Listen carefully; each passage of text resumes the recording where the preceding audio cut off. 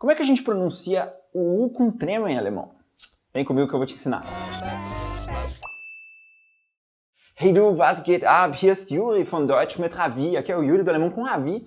E na nossa 1-minütige Tipp de hoje, a gente vai falar sobre uma letra que parece um rostinho sorridente, mas que marca um som essencial do alemão.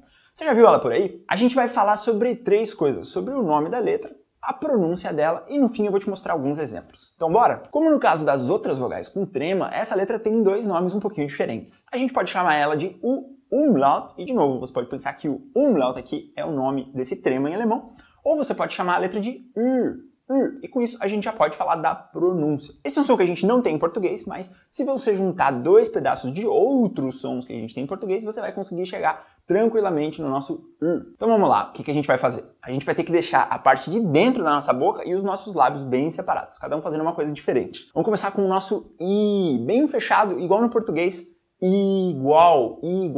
Pegou esse som? Pegou essa parte?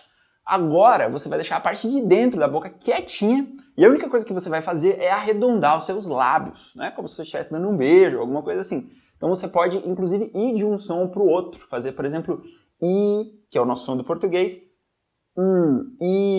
né? Você vai de um som para o outro. Agora a gente vai para a parte mais legal, que é a parte dos exemplos. Eu queria mostrar para vocês alguns adjetivos, né? Que são aquelas palavrinhas que a gente usa para descrever as coisas, né? São qualidades e etc. Esses aqui são bem comuns e você vai ver eles direto. Então vamos para o primeiro? Esse aqui significa cansado. E como é que a gente vai pronunciar ele? A gente pronuncia ele müde, beleza? Então chega o fim do dia, trabalhei um monte, aí eu posso dizer ich bin müde, eu tô cansado hoje. Vamos ver mais um? Esse aqui significa feliz ou contente. Tenta pensar em casa qual que seria a pronúncia desse aqui.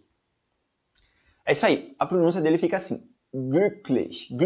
Tá contente de ter aprendido esse som novo? Então agora você pode dizer ich bin so glücklich, eu tô tão contente, tão feliz. Escreve aí nos comentários se você gostou do vídeo e se você já viu essa letrinha em algum outro lugar. E não esquece de deixar o seu like e se inscrever no canal.